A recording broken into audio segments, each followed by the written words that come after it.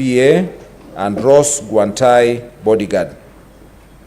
Charge number 3, bullying, vilification, and demeaning other leaders.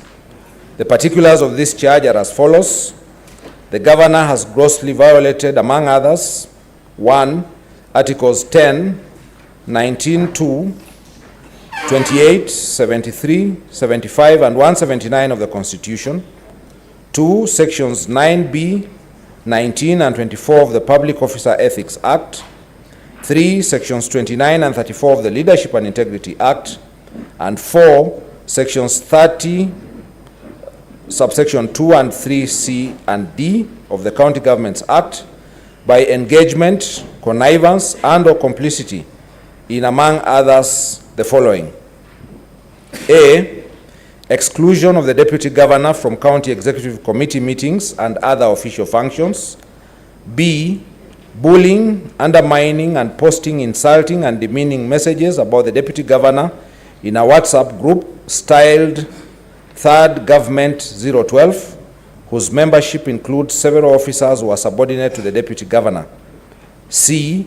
Encouraging and condoning insubordination and the making of insulting and demeaning public utterances by subordinate staff against the Deputy Governor and other elected leaders. D. Bullying, undermining, and posting insulting and demeaning messages about the Deputy Governor in a WhatsApp group styled County Admin Services, whose membership includes several officers who are subordinate to the Deputy Governor. E. Encouraging and condoning the removal of the Deputy Governor by junior officers from official county WhatsApp communication forums. F. Arbitrary suspension, dismissal, withdrawal, and frustration of the staff of the Deputy Governor. G. Illegally, irregularly, and fraudulently hounding the Deputy Governor's staff out of office by purporting to accept their non-existent resignations. H. Arbitrary reduction, suspension, and withdrawal of budgetary facilitation for legitimate operations of the office of the Deputy Governor. I. Threatening to inflict bodily harm against the Deputy Governor orally and in WhatsApp chats. J. Forceful breaking, entry, and ransacking of the Deputy Governor's office. K. Changing the locks of the Deputy Governor's office. L. Arbitrary relocation of the Deputy Governor's office. M. Arbitrary withdrawal of security from the Deputy Governor's residences. N. Persistently making demeaning public utterances against other elected leaders despite the same issue featuring prominently in previous impeachment proceedings. Or making insightful, insulting, and demeaning remarks against other leaders by falsely accusing them of cartelism at a presidential Thanksgiving service held in Lare, despite this issue arising in previous impeachment proceedings. And P. Encouraging, conniving, and condoning her husband's insulting and demeaning public utterances and musical performances against other elected leaders, despite this issue featuring in previous impeachment proceedings. Charge number 4, illegal appointments and usurpation of statutory powers. The particulars of this charge are as follows. The governor has grossly violated, among others, 1. Articles 10, 41, 201, 232, 235, and 236 of the Constitution. 2. Section 17 of the Public Officer Ethics Act. 3. Sections 45, 55, 59, 59A, 60, 62, 63, 64, and 65 of the County Governments Act. 4. Section 4 of the Public Appointments (County Assemblies Approval Act 2017. 5. Section 34, subsection 3 of the Public Service Commission Act 2017. 6. Section 9, subsection 2 of the Meru County Revenue Board Act 2014. 7. Section 4, subsection 2 of the Meru County Alcoholic Drinks Control Act 2014. 8. Section 11, subsection 2 of the Meru County Microfinance Corporation Act 2014. And 9. Section 18, subsection 2 of the Meru County Water and Sanitation Services Act 2014 by engagement, connivance, and/or complicity in, among others, the following: A, appointing Kenneth Mwiti Riungu as a chief officer without county assembly approval; B, sending Dr. Ntoiti, CEO of County Revenue Board; Paul Mwaki, who is the CEO of Liquor Board; Kenneth Kimathi Mbae, the Managing Director of Meru Microfinance Corporation; and Joseph Kithure Mberia, the CEO of MEWAS, on indefinite compulsory leave with full salary and benefits in the usurpation of the powers of the appointing authorities under the relevant Meru County laws.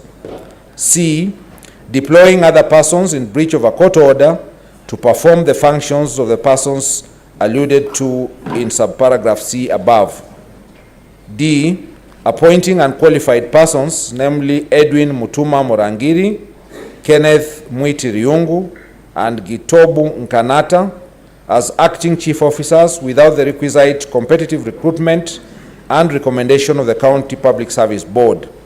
E, disregarding the criteria for the establishment of offices within the County Public Service by recruiting traffic marshals without the involvement of the County Public Service Board. F, usurping the powers of the County Public Service Board by creating offices of the traffic marshals, which is the sole preserve of the County Public Service Board. G, employing a bloated workforce, more than 100 personal staff in the office of the governor. H, irregularly designating and paying various cleaners as senior support staff while having 16 support staff. And I, appointing the following persons to hold county offices in an acting capacity for more than 6 months. 1, Monica Kagwima, Chief Officer Youth. 2, Koome Muthuri, Director Health Services. 3, Francis Mungai, CEO County Revenue Board. And 4, Silas Mbaabu Muguna, CEO Liquor Board. Charge number 5, contempt of court. The particulars of this charge are as follows.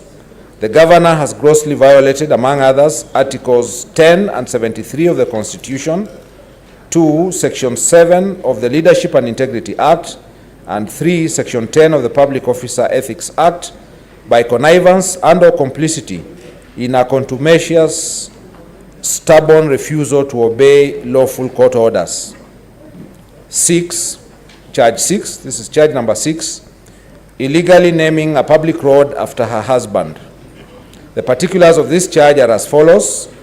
The governor has grossly violated, among others, 1, Articles 10 and 73 of the Constitution, 2, Section 7 and 11, subsection 1C of the Meru Honors and Awards Act 2018 by naming a public road after her husband without following the applicable statutory procedures.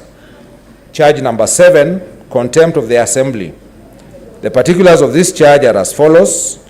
The governor has grossly violated, among others, 1, Articles 10, 174, paragraph I, 185, clause 3, and 195 of the Constitution, Section 39 of the County Governments Act 2012, and 3, Sections 18, 22, and 27 of the County Assemblies Powers and Privileges Act 2017 by engagement, connivance, and/or complicity in the following: A, refusal to honor lawful summons to appear before the Assembly's Sectoral Committee on Justice, Legal Affairs, and Cohesion to answer questions on the matters raised in the preceding parts of this impeachment motion, and B, directing her Chief of Staff and accomplice and lackey in malfeasance to write a contemptuous letter to the Assembly in response to lawful summons to appear before the Assembly's Sectoral Committee on Justice, Legal Affairs, and Cohesion, and C, in the refusal by her CECM, Finance, and County Secretary to furnish documents to the Assembly on the frivolous grounds that 1, an inchoate audit process was underway, and 2, the matters raised by the Assembly were sub judice, the latter frivolous ground being also disingenuous and contrived when viewed against the fact that the governor has already been convicted of contempt of court. The Honorable Kawira Mwangaza, how do you plead to the 7 charges? Guilty or not guilty? Not guilty. Thank you. You may proceed to take your seat, Honorable Governor. Next is the opening statement on behalf of the County Assembly. Council, you have exactly 30 minutes. Anything said after 30 minutes will be off record and may not be useful to your client.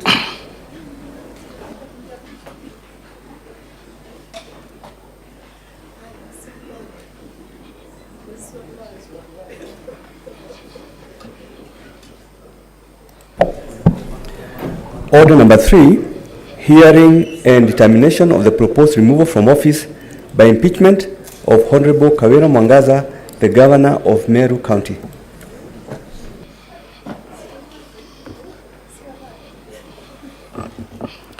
Thank you very much, Mr. Speaker and Honorable Senators. I'll be sharing the 30 minutes with my learned friend, Mr. Marius Maranya. In summary, Mr. Speaker and Honorable Senators, the impeachment motion before you is the third one in barely a year presented before the Assembly against the Honorable Governor Kawira Mwangaza. The first impeachment motion was presented before the Assembly on 22nd of November 2022. It did not reach the Senate because the High Court issued an order preventing the MCAs from debating it. The second one was filed on the 5th of December, and it was brought before this Assembly. It contained, Mr. Speaker, 62 charges of nepotism, illegal appointments, usurpation of the constitutional and statutory functions of county organs. It contained allegations on incitement, bullying, and vilification of other leaders, a matter now still before you. It revolved around disrespect to the Assembly through forceful entry and mobilization of riots against the Assembly, a matter now before you in different particulars. It involved violation of public finance management laws. Again, a matter before you, only the facts have changed, the fundamental problem remaining. And then, of course, that motion came here and it did not succeed. Notably, Mr. Speaker, when we came, the governor took the posture of an innocent and vulnerable victim of toxic masculinity, harmful patriarchy, gender stereotyping, gender discrimination, and political machinations. And in short, the governor took the posture that if something went wrong in Meru, as we submit, something has been terribly wrong in Meru for a year now and counting, our defense was, it wasn't me. It reminded us of Shaggy's song, Mr. Speaker, in which a young man is caught engaging in some hanky-panky, and even though he recorded on camera, he is caught in with all the evidence, a singular response through and through, it wasn't me.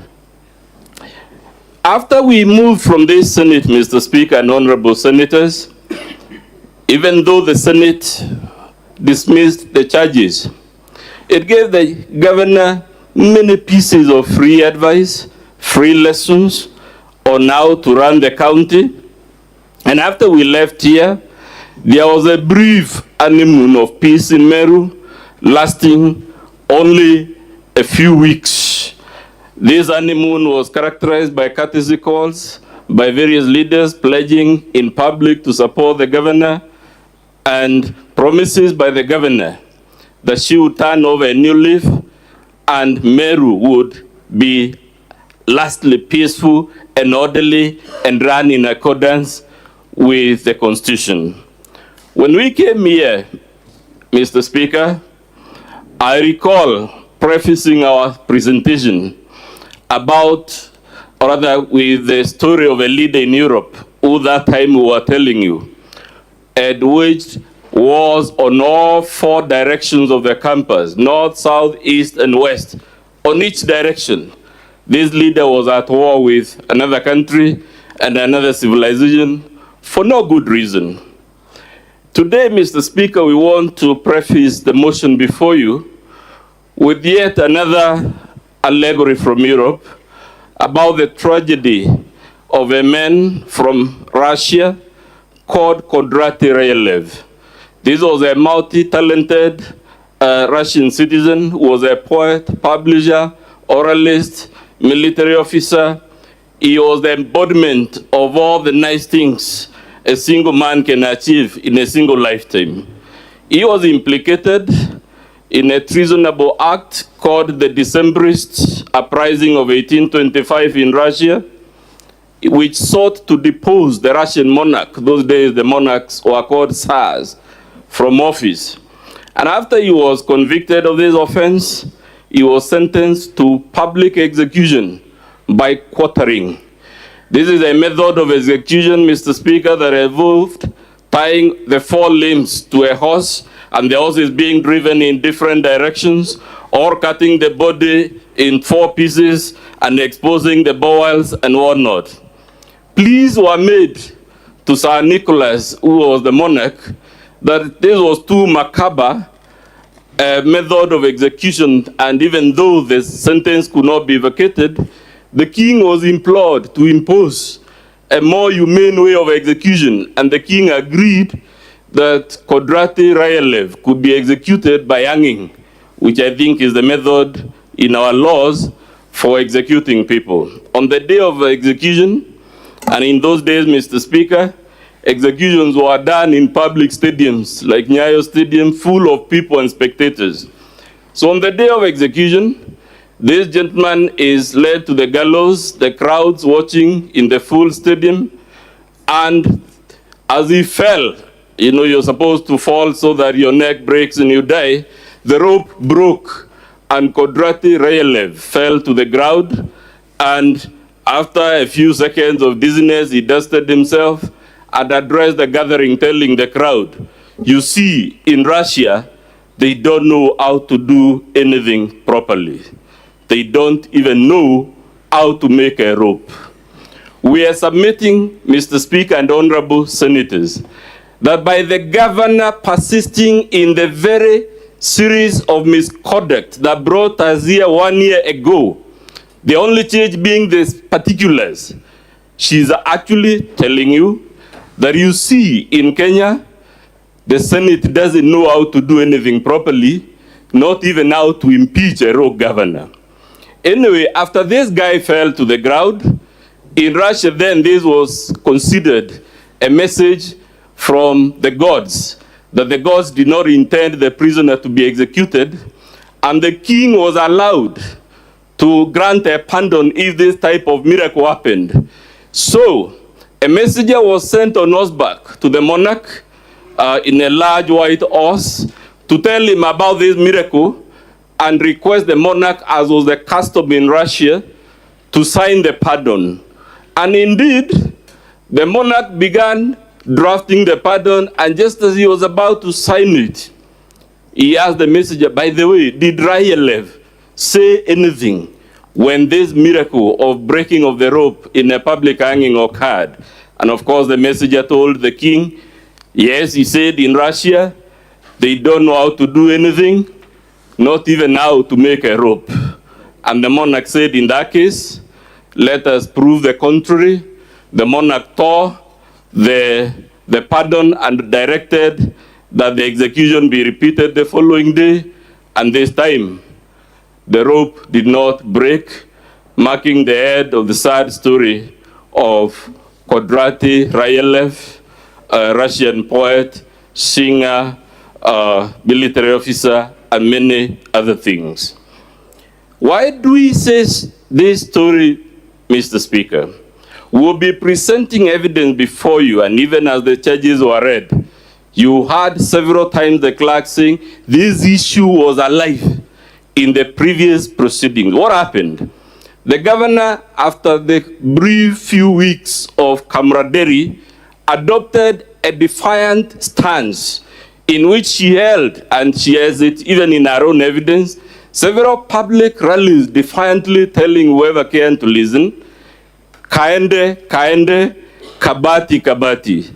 Kaende, kaende, Mr. Speaker, is Sheng. It's Nairobi slang for I don't care. Whatever will be, I'll do what I do. In Swahili, they say, na liwe liwalo. That is the meaning of kaende, kaende. And we'll be showing you how, throughout the last 1 year, even after the graceful lessons from Senator Tobiko, I recall, from the other senators, the governor's mantra in persisting on this, a series of misconduct is, I don't care, whatever will be, will be. Kyusera, Kyusera, whatever will be. She doesn't care about the consequences, the future, and whatnot. That is how, Mr. Speaker, we have come before you with a motion arranged under 7 thematic counts, setting out 39 specific forms of gross violations of the law and the Constitution, and which, in our humble submission, are conduct and becoming of any leader. Mr. Speaker, we expect, and it will happen, although I'm not a prophet, just like last time, the governor will appear on this podium taking the posture of an innocent and vulnerable victim of toxic masculinity, harmful patriarchy, gender stereotyping, political schemes. That's what our response tells you. It is back to "It Wasn't Me" by Shaggy. And the governor, if you want to confirm it, at page 2 of our response, she tells you this motion will not be here. It is a scheme by our deputy who is power hungry to take the governorship through the back door. She tells you it is the Njuri. She tells you if our own officials, our own secretary, our own chief of staff has done anything wrong, even the things she acknowledged, she said they bear their own responsibility. It wasn't me. In short, she will come to you looking as meek as a lamb. But luckily we have lived through the experience, Mr. Speaker. Our message to the Senate is if you acquit her this time, she will walk out this door and it will be kaende, kaende, Kyusera, Kyusera. Whatever will be, I don't care, na liwe liwalo, and Meru will be back to the perpetual, endless crisis that it has been engulfed it for a year. We will be showing you that the governor has made several admissions before the county assembly. What we find strange is that now in our response to you, she produces documents she failed to produce before the assembly. We will be able to show you beyond any shadow of doubt that those documents are forgeries. And in conclusion, so that my learned colleague will take the remaining bit, just like last time, Chair, we are telling you not to fall for the ruse.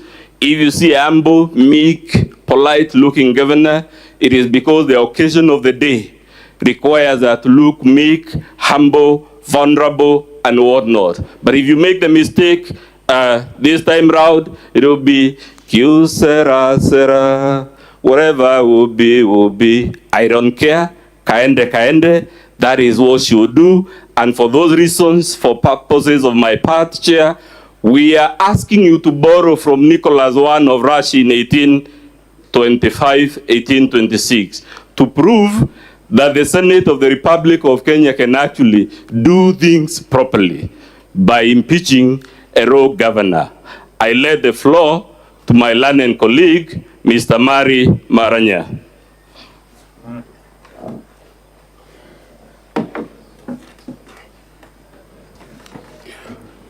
Thank you, Honorable Speaker, honorable members of the Senate.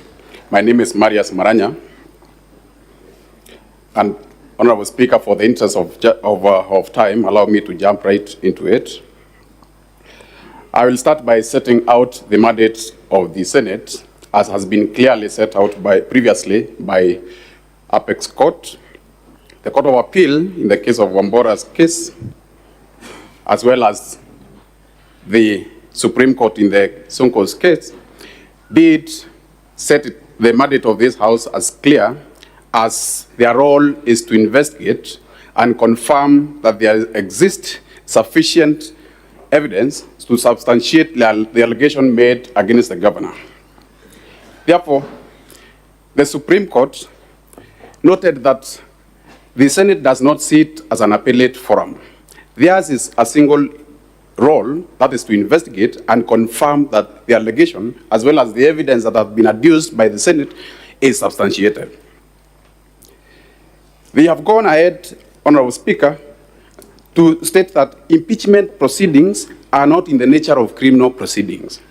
They are not proceedings to establish culpability or criminal culpability against the governor.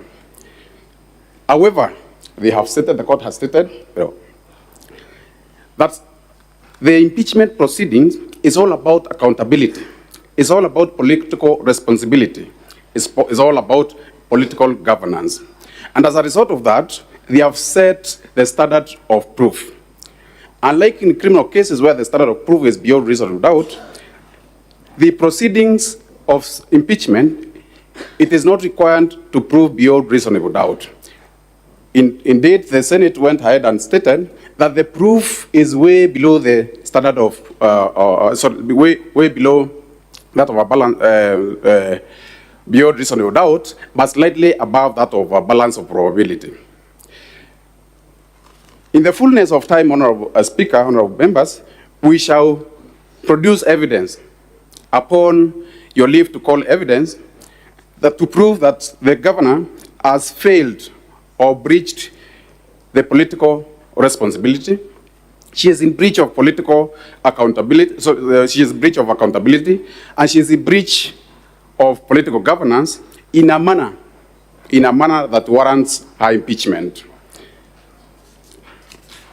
We shall again demonstrate to this Honorable House that the conduct of the governor over time, over the 1 year she has been in office, has not been beyond reproach as is required. The conduct of a state officer should be beyond reproach. Indeed, it's likened to that of a sister's wife. But instead, or to the contrary, the governor has behaved in a manner that has been construed by this House as well as the court to amount to an impeachable conduct. We shall demonstrate that one upon the opportune time, Honorable Speaker, when we shall be required to call evidence and adduce, to call witnesses as well as adduce evidence. We shall demonstrate, Honorable Speaker, that the governor, once a pedigree person, has disastrously turned tragic and has been likened in Meru County to King Saul.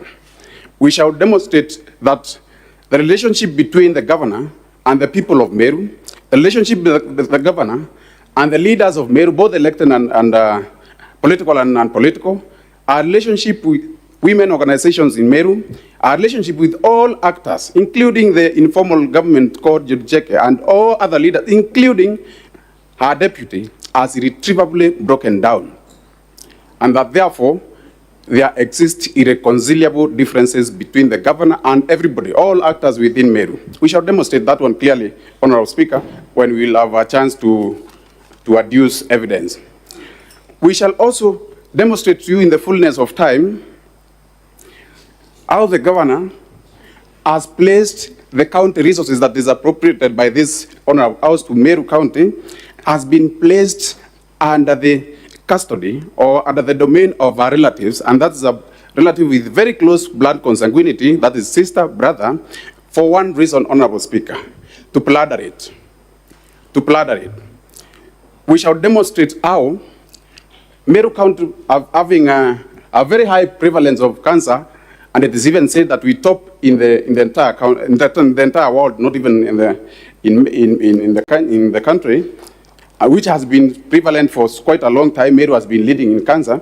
And when the county got an opportunity from an international well-wisher that please send us a group of technical persons, technical in terms of cancer treatment, to come and benchmark with us for purpose, to come and inspect the cancer treatment machines for purposes of equipping Meru Cancer Treatment Center. The governor was audacious enough to get clearance from the Minister of Devolution, and you'll be surprised that instead of getting for the oncologist, the radiologist within Meru, serving the cancer center in Meru, was audacious enough to put into the flight her sister, her brother, and her brother-in-law to go for 2 weeks in China to go and be frolic of themselves. There's an opportunity that we lost as a county. It's an opportunity that we lost to equip the only cancer center that we have in Meru. We shall demonstrate that one at the opportune time. And the letter that was sent to that is not even shocking enough, the letter that was sent to the Minister of Devolution as well as to the Chinese embassy is that the following persons, a clear case of misrepresentation, are technical person matters of cancer. Yet, most of them, their education qualification cannot be accounted for. And the most educated in that team of sisters and brothers was one holding a diploma in pharmaceutical technology. That is an assistant to a pharmacist. Even a pharmacist is not qualified in that one. And remember, this is done while leaving out qualified oncologists, qualified radiologists, and all manner of experts in relation to cancer treatment. We shall demonstrate to you at the opportune time how the governor has employed 8 extra chief officers without an approval of the county assembly at all. It's like a president appointing a minister and do not subject him to the National Assembly for approval.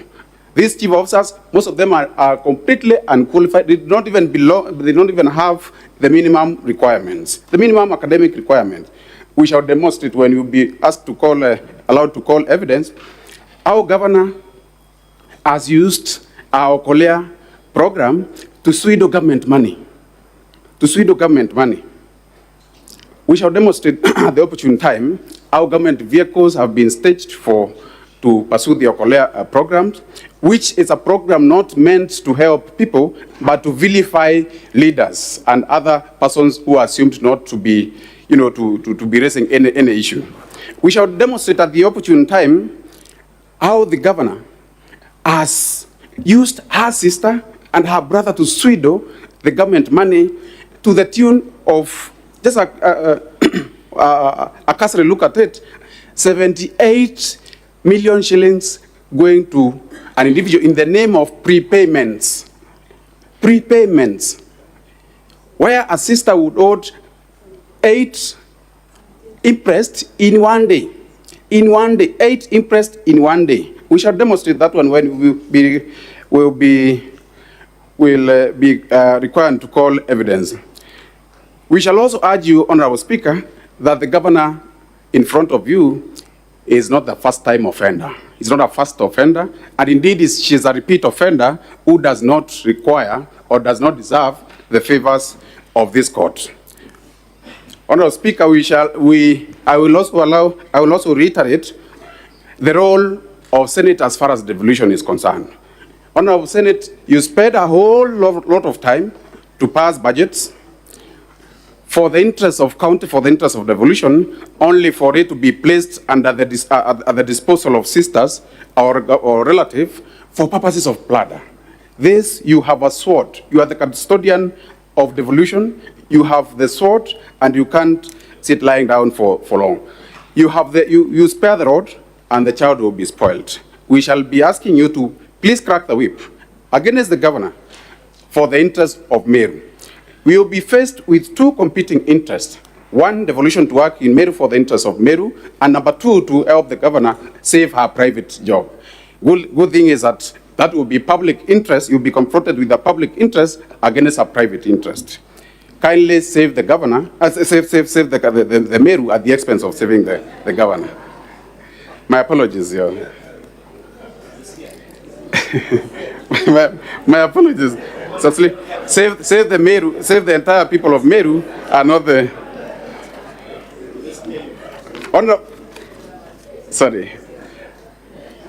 Honorable Speaker, at the opportune time, we shall demonstrate that the center cannot hold anymore. And we'll be urging you to save the members of the County Assembly that back and forth, to and from the Senate, to and from the assemblies. If someone has been brought here barely 10 months ago, there must be an issue. It is not just in vain, it is a resort where the center is not able to hold anymore. We shall demonstrate how the governor has completely violated a court order, completely. With a lot of, just like she contempted against this Senate by completely making a mockery of their advisory by Honorable. For Aulia, sorry, I'm reminded it's for Aulia. The way the governor has completely usurped the county public service board. We'll give you an example where the governor advertised for 3 officers in her office, that is her personal public communication officer 1 and 2, and the governor shortlisted 17 for purposes of recruiting 3, and out of 17, the governor only recruited 1. Out of 17 who applied, instead of recruiting 3, the governor recruited 6. And what surprises me, and this should also surprise the Senate, is that out of the 3 that were recruited, only 1 was in the shortlist. Only 1 in the shortlist. The other 5 were not in the shortlist, and they were not even applicants. We shall demonstrate this one. Honorable Speaker, I have had a cursory look at our defense, which she has only attempted to, in the misappropriation of funds, the governor has only attempted to prove by submitting interest in relation to only, instead of accounting for 78 million, she has only accounted for 2.3 million. And if you look at the 2.3 million, the documents that have been used, that is the work ticket as well as the voucher, 99% of them are not signed by the examiner, are not signed by the director of accounts, and therefore they have been prepared hurriedly for purposes of your consumption. We shall demonstrate to you how a certain work ticket, how one work ticket has been used to account for 17 interests. It has been used 17 times with the same registration number, the same serial number, has been used 17 times. And when we called upon to call evidence, we shall demonstrate that one clearly. We shall demonstrate to you also how even the document, the work tickets that have been used do not follow that natural chronology. Do not follow natural chronology to the extent that it is indicated that the governor on the 7th of October went to Nairobi. The next which follows is 10th of October. And the next that follows, you find it is 4th of April, a year after. You started wondering whether the governor was able to return, the whole access back to some months ago. That is clearly demonstration of forgery. You look at our document, you'll be surprised that she has zero defense. What she has is just a mere counterclaim. You are asked, why did you steal this government money? Oh, you say during checking. Why did you say this one? Oh, Honorable Poro Abodi. You asked, why did you usurp the powers of the county assembly? Oh, the deputy speaker. You asked this one, oh, that. Instead of clearly saying, I have not done this, and this is the evidence to that effect. To that effect. We shall demonstrate. I remember I was taught by the Honorable Senator Professor Tom Ojenda, who told us, at least if you decide to answer a wrong question other than the one that was asked, please try and answer it correctly. And instead, the governor did not address the defense, the claims, and in her defense, she produced her own counterclaim in form of, I don't know, it's a motion to impeach who, and answered it wrongly. It's a double jeopardy. You get the question wrong, and you answer it wrongly. So, Honorable Speaker, with that, because of the interest of time, we shall be, at the opportune time, be called upon to produce all the evidence, or to produce all the evidence in respect to the matters that we have raised. I thank you, Honorable Speaker. Thank you. Next is opening statement on behalf of the governor. Council, you have 30 minutes. At the end of the 30 minutes, the microphone will go off. Anything you say after that will be off record and of no use to your client. Thank you so much, Mr. Speaker, sir, and distinguished senators. My name is Elisha Ongoya, for the record. It gives me great pleasure, Mr. Speaker, sir, members of the Senate, to address you representing the Honorable Kawira Mwangaza, the Governor, Meru County. We find it necessary to open our remarks by reflecting on the wisdom that informed the framers of our Constitution in prescribing a two-tier process of removal of a governor from office. This case has taught us that the framers of this process were indeed wise. Why do I say this?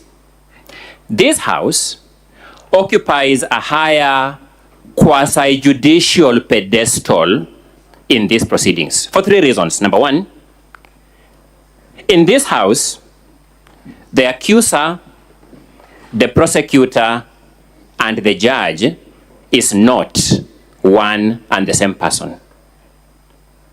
Unlike the process below, where the motion is moved and supported by the same persons who will prosecute it and the same person who will make a determination by the vote. That was wise on the part of the framers of our Constitution and the law. Number two,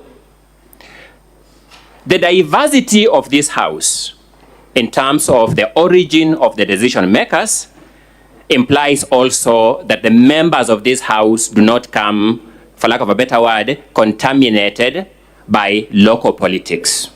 And number three, this House, in terms of the architecture and design of the Constitution and the decision-making process in this matter, is expected to bring the much desired objectivity in this process. The Honorable Kawira Mwangaza also takes this opportunity to reflect on the constitutionally prescribed grounds for removal of a governor from office. Mr. Speaker, sir, we appreciate that this was one of the first orders you took members through, because it is critical that throughout this process, we keep this criteria at the back of our mind. The drafters of our Constitution grafted grounds using specific adjectives. Number one, gross violation of the Constitution. I've been asking myself, why not just violation of the Constitution? Number two, where there are serious reasons for believing that the county governor has committed a crime under national or international law. Again, I was reflecting on the question, why not just reasons to believe? Why serious reasons to believe? Number three, abuse of office and gross misconduct. Again, I was asking myself this question, Mr. Speaker, sir, distinguished senators, why not just misconduct? It's our humble submission that it cannot be for nothing that the framers of our Constitution and the law used these descriptive words. Whereas the Constitution and the statute do not give us a definition of gross misconduct, the Supreme Court of this country, an important institution in giving meaning to our Constitution, has supplied us with meaning of that term in a process that involved the removal of a judge from office. This was in the case of Muya versus the tribunal appointed to investigate the conduct of Justice Martin Mati Muya. And in the interest of time, I will just pick out the attributes that the Supreme Court said constitute gross misconduct. The Supreme Court used the following words: it must be atrocious. It must be colossal. It must be deplorable. It must be disgusting. It must be dreadful. It must be enormous. It must be gigantic. It must be grave. It must be heinous. It must be outrageous. It must be odious. And finally, it must be shocking. Those are not my words. Those are the words of the Apex Court of the Republic of Kenya, giving all of us guidance on how to deal with matters such as this. I also observe that the rigorous standard that must be applied to the removal of a governor in office, let me withdraw that. Let me say, number one, the standard for removal of a governor in office, taking into account the adjectives used by the drafters of our Constitution, as defined or as interpreted by our Supreme Court, suggests that the process must be rigorous. And I was trying to rationalize it. Why did the lawmaker insist on such a rigorous standard?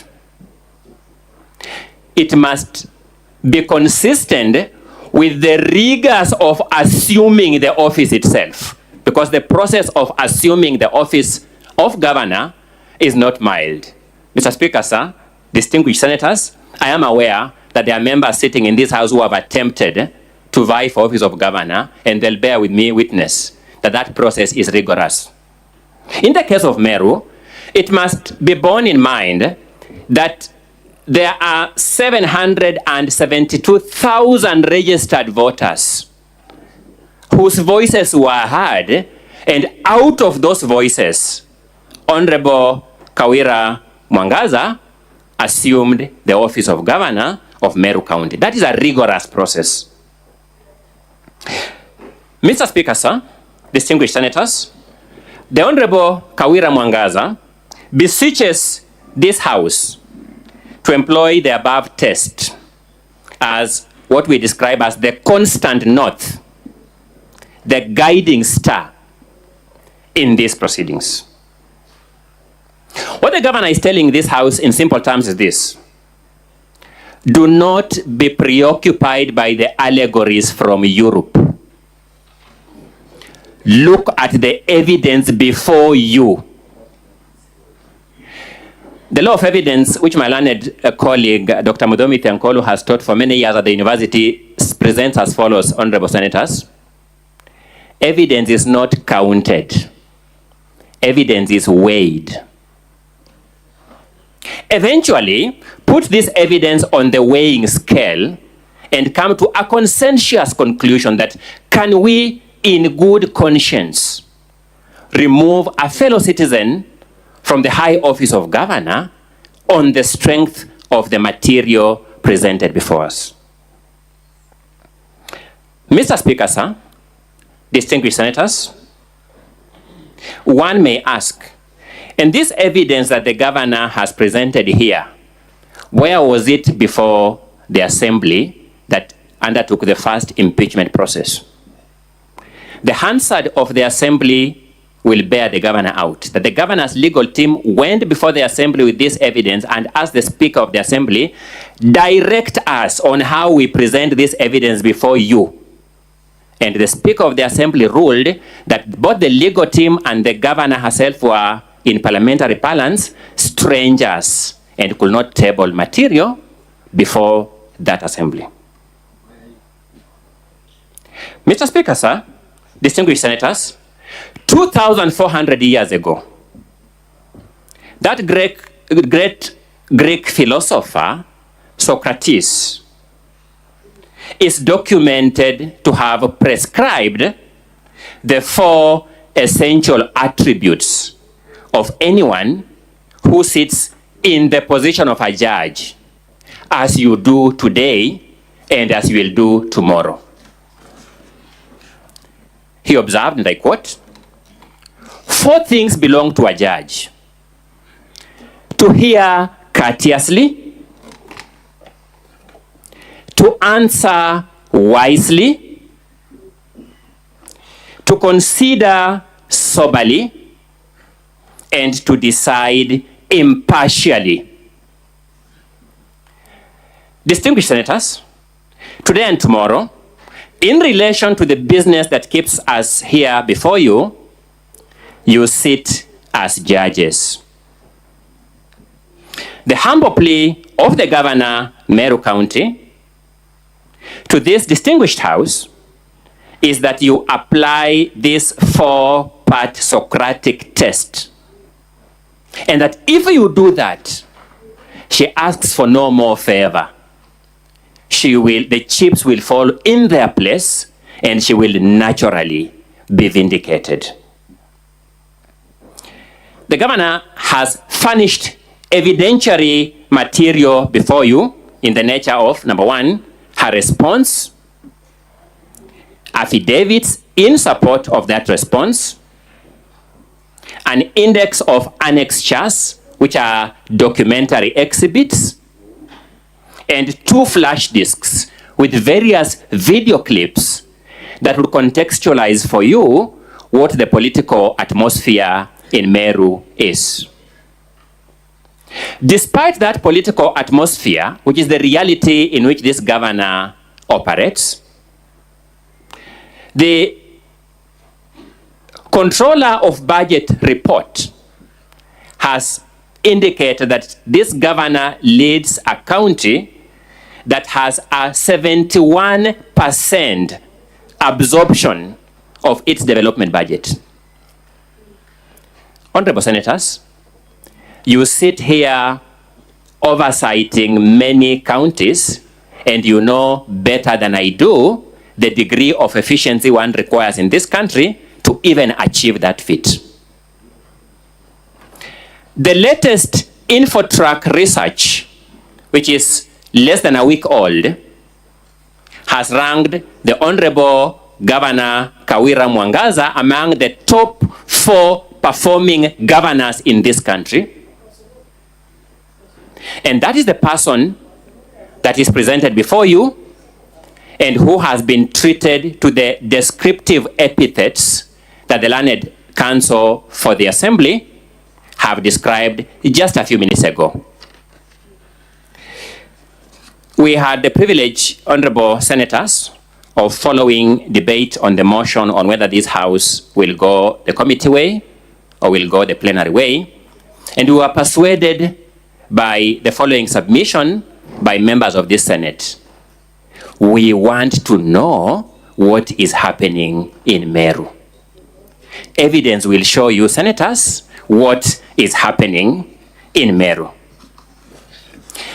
When you look at the evidence presented before you by the County Assembly, and I emphasize that because the burden of proving these charges is the burden of the County Assembly.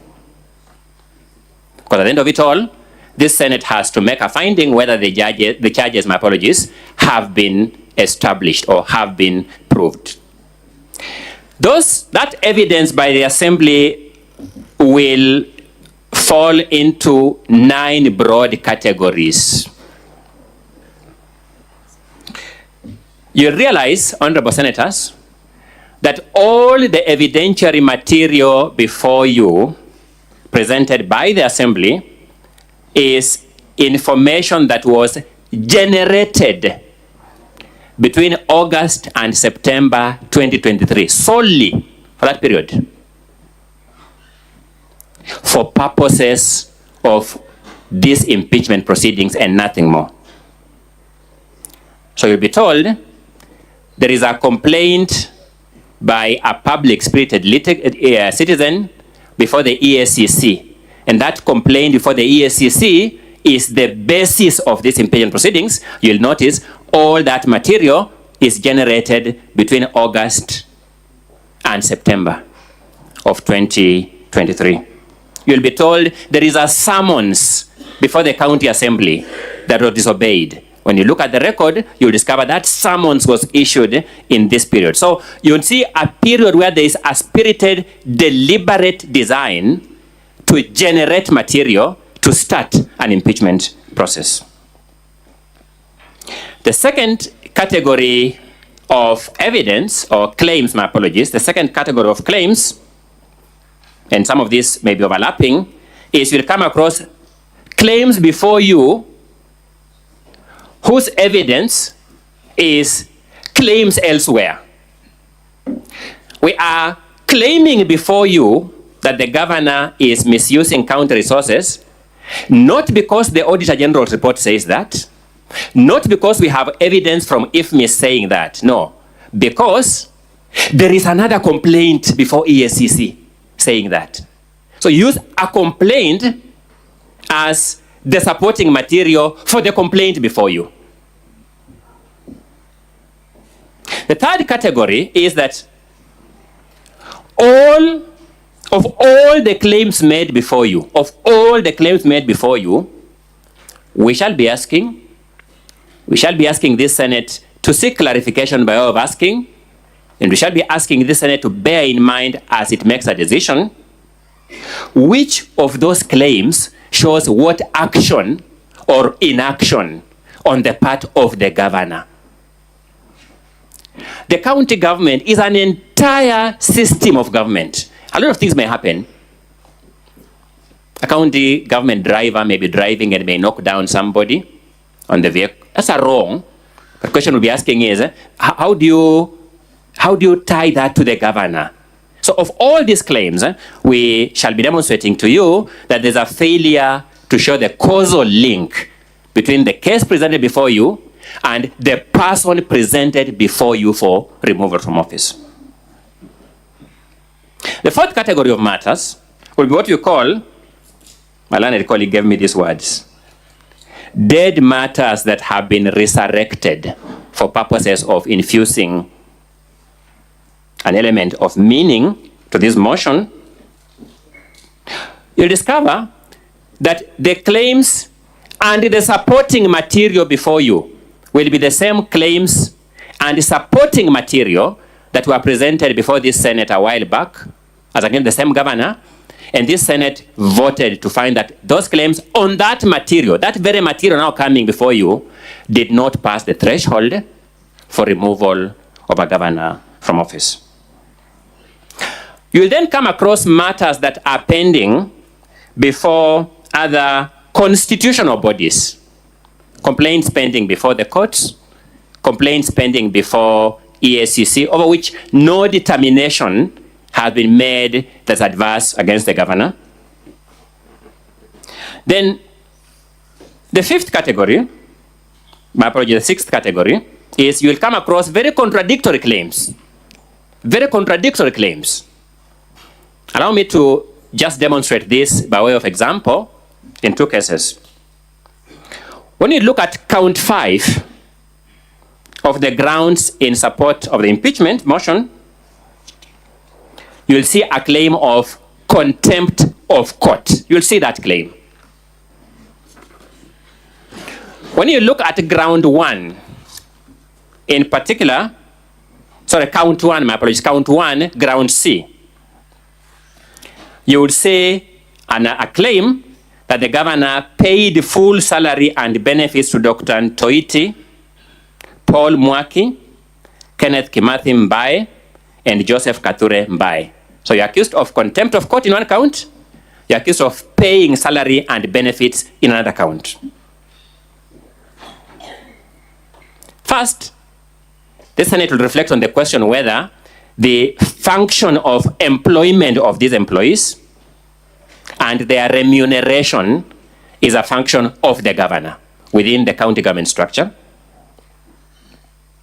But for now, let me just inform you that the act of paying these 5 people is actually in compliance with that very order.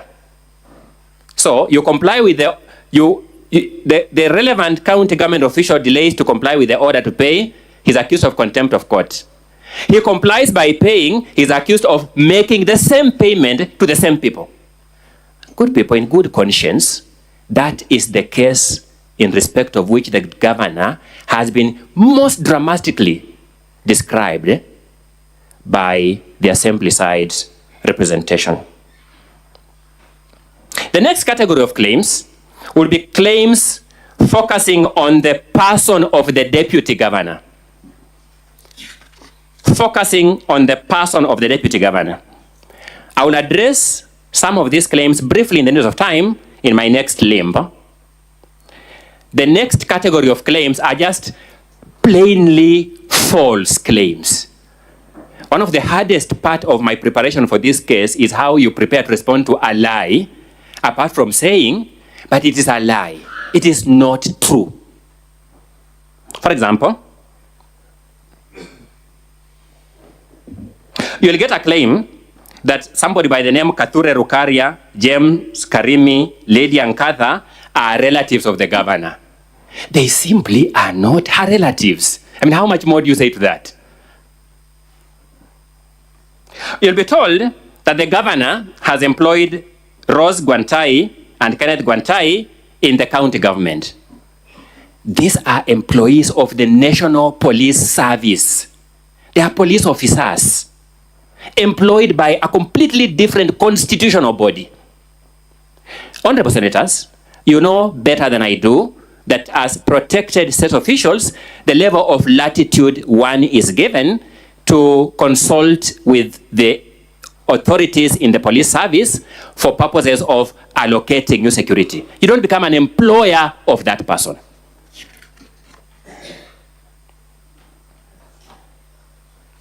You'll be told that the governor has embezzled county funds through one Miriam Gwantai. That's what you'll be told.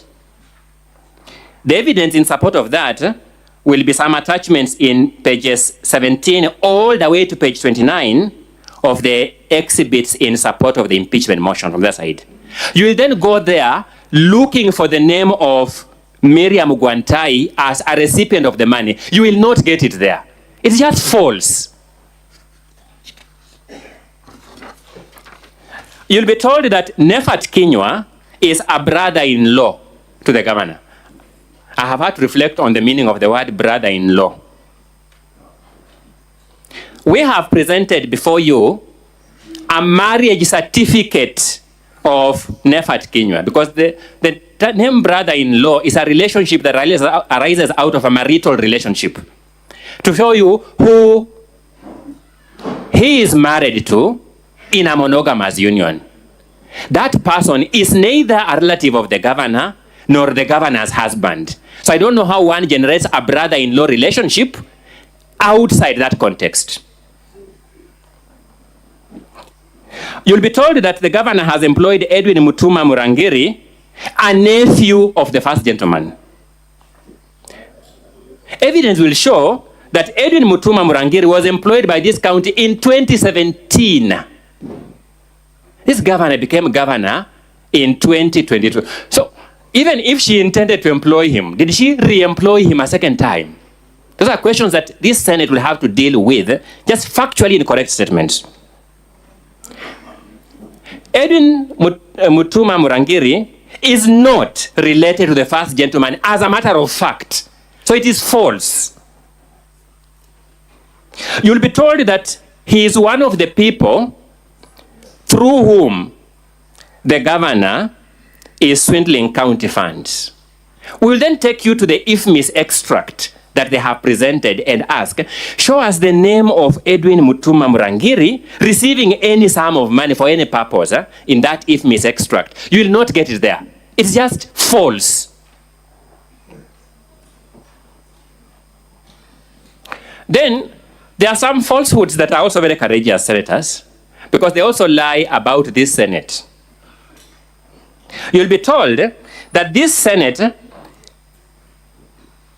so to speak, stopped the governor in the last impeachment exercise from running the private charity project dubbed Okolea. You'll be told that. On that one, we think this Senate will be our witness, that you didn't do that. You'll be told, for example, 2 county vehicles, KAX 574V and KCB 845F, were damaged. First, they are described as county vehicles, damaged in one of the Okolea charity events. We have presented before this court official searches from the National Transport and Safety Authority, can be the only source of information on who owns this vehicle. These are private vehicles not owned by the county at all. Just falsehoods. And you'll be told, honorable senators, that the governor has assigned diplomatic duties to her unqualified sisters. I was reviewing the law on this. Function number 1 in the 4th schedule of the national government, function number 1 is foreign relations. So how does the governor engage in foreign relations? Just falsehoods. You'll be told the governor has named a public road after the husband. I was reflecting on this, Mr. Speaker, sir, honorable senators. If you were to tell the assembly side to take you to Meru and take you to a road named after the first gentleman, you'll get the meaning of what is called a wild goose chase. You'll not get to any particular road located anywhere called the name of the first gentleman. Instead, they will tell you, let us remain on Facebook. There's some post on Facebook somewhere. Then you'll come across just distorted claims. Distorted, misrepresented claims. For example, Mr. Speaker, sir, and honorable senators, you run offices here and know that your offices here are supplied with hospitality supplies. Some sugar for your guests, some soft drinks, some water. So somebody will go to IFMIS and find an entry, hospitality supplies, which are things ordinarily bought from petty cash impressed. They will make a report and say these are hospital supplies in their report to you, to create an impression that this person in the governor's office is actually supplying our hospitals. And I mean, how do you deal with that, honorable senators? These are the things that have been brought here. When you hear my learned colleagues on the other side making very dramatic representations, let me manage your expectations. There is something called an anticlimax. You'll be told that the governor is culpable of bullying, undermining, and posting insulting and demeaning messages about the deputy governor. This is a sad claim, and I must emphasize this. I would want you to finally contextualize this matter. There is a video clip that will be played here of the deputy governor chanting with a group of youths in Meru County, chanting the following slogans. Kawira doesn't have a home. Oh yay, oh yay. She doesn't have a home. Oh yay, oh yay. She's a prostitute. Eh yay. She's a prostitute. Eh yay. Mutuma, kindly strategize. Eh yay. You will see that is the video that the governor replies to. And the governor says in reply to that video that is calling her a prostitute, that I cannot be intimidated and I cannot be cowed by these childish, mannerless, mobilized people. You'll be told, no, focus on these words, that I'll not be cowed by these childish, mannerless, mobilized people, but forget the video she is responding to in the same WhatsApp group, calling her prostitute. Honorable senators, the voting that you make in this Senate is a constitutionally prescribed voting governed by your conscience and your oath of office. The bundles presented by the assembly side are certainly bigger in volume than the bundles the governor presented here, because as I told you, how do you respond to a lie other than saying all these 100 pages are a lie? Then you keep quiet. They've given you a big house, big in stature, but if you look carefully at the pillars of that house, if you look carefully at the columns of that house, you'll discover that their constituent material are biscuits. We urge you to accordingly vote, putting that house of biscuits on the weighing scale and see whether it will collapse the scale as a dominant consideration in your voting in this matter. And that is the governor's opening statement. Thank you, Mr. Speaker, for the audience.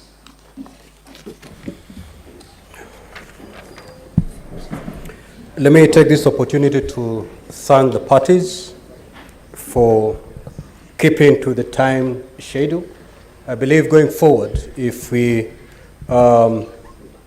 keep it to the way we have expeded here now, we should be able to cover ground. Now, we are moving to adjourn the House, but just a matter of housekeeping. Lunch will be served to the parties, both the County Assembly and the Governor side. You will be served with lunch. You'll be guided accordingly as to where you'll have this lunch. We will, of course, later on resume. Therefore, don't take lunch and disappear, because we will need you here at 2:30. Now, honorable senators, kindly be upstanding.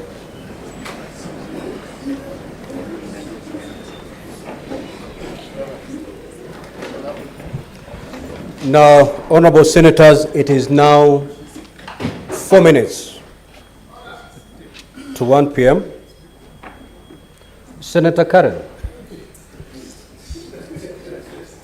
do you have any medical condition?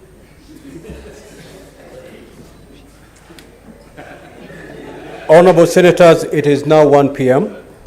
Time to adjourn the Senate. The Senate therefore stands adjourned until today, Tuesday, 7th of November 2023 at 2:30 p.m. Thank you.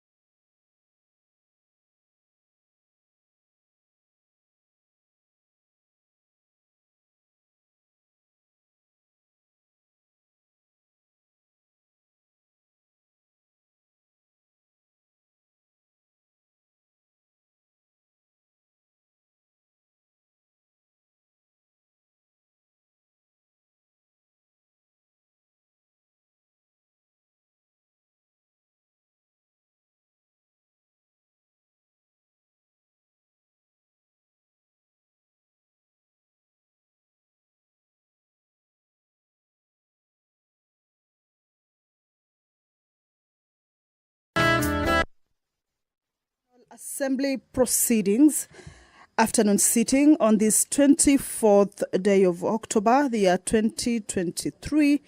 This is a live broadcast that is brought to you by the Parliamentary Broadcasting Unit in partnership with the Kenya Broadcasting Corporation. Members of the National Assembly will this afternoon consider the Kenya Drugs Authority Bill originating from the National Assembly, Bill number 54 of 2022 by the Honorable Member for Endebess, Honorable Robert Pukose. This bill will be considered at the Committee of the Whole House stage. And there are amendments that have been moved by various leaders in this particular bill for the consideration of the bill at the Committee of the Whole House stage. The chairperson of the Departmental Committee on Health intends to move a number of amendments on this particular bill. There are various amendments that have been proposed to be moved on this bill, and that will be considered at the Committee of the Whole House stage. But a look at what this particular bill entails is that this bill is established Or rather, this bill establishes the Kenya Drugs Authority as a corporate body capable of suing and being sued, taking, purchasing, acquiring, holding, or disposing of movable or immovable property, and doing or performing all such other things or acts for the proper discharge of its function under the Act, which may be lawfully done by a body corporate.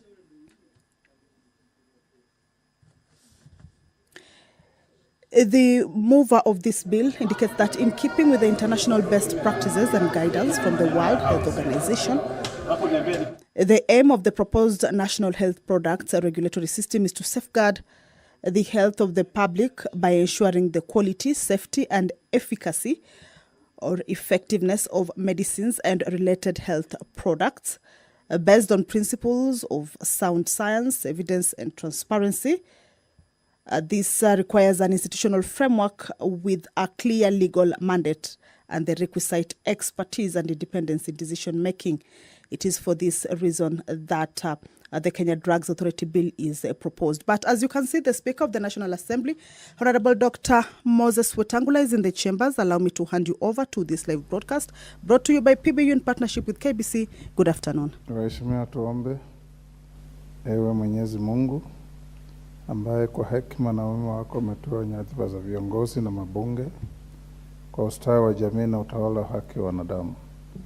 Tukusihi utazame kwa neema nyingi sisi watumishi wako ambao umeridhika kutuita ili tutekeleze shughuli muhimu za jamhuri yetu.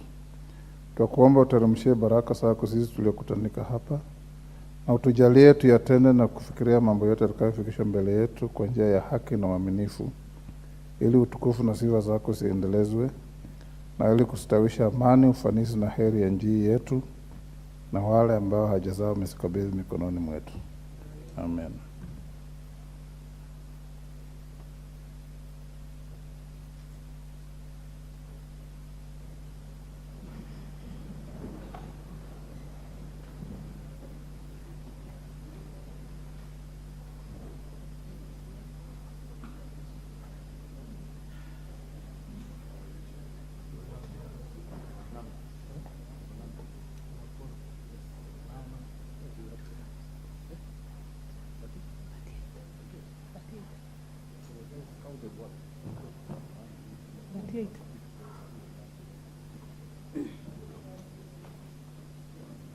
Sergeant, we don't have numbers yet.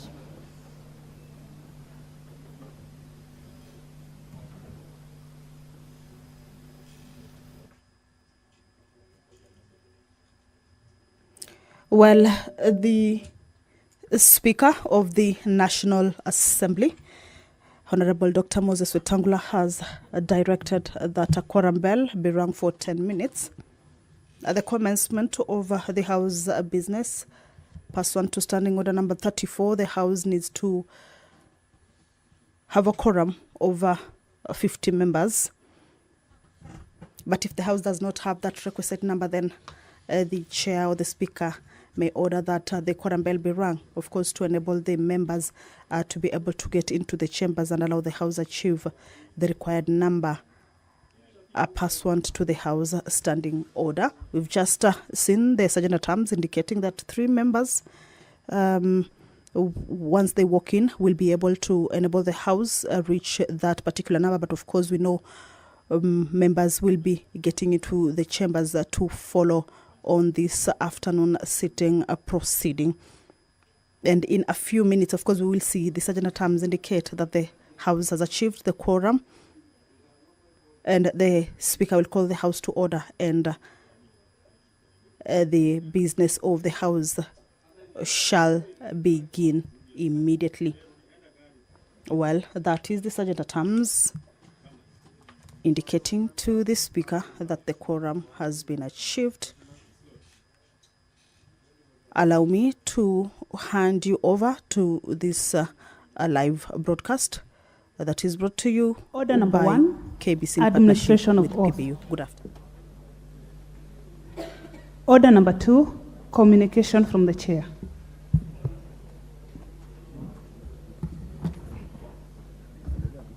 Honorable members,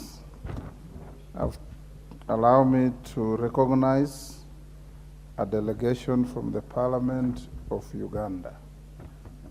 I wish to introduce to you a delegation of staff from the Parliament of Uganda.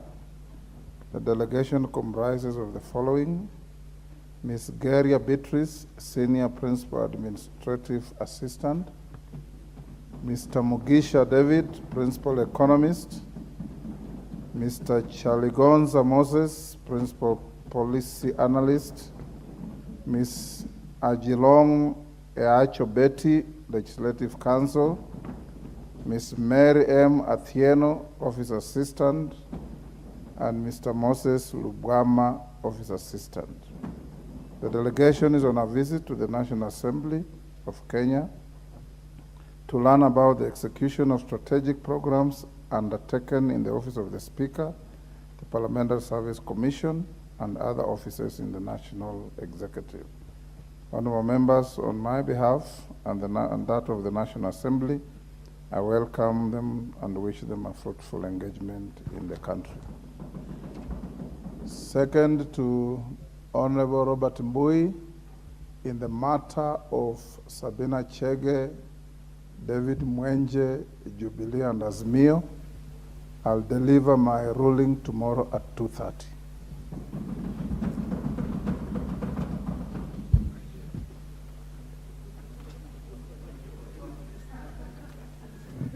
Next order. Order number 3, messages. What is it, Mwenje? Is it Mark Mwenje? Oh, I'm so sorry. I was in the 7th Parliament, 9th Parliament with your father. So I was, but the apple never fell far from the tree. Proceed. Next order.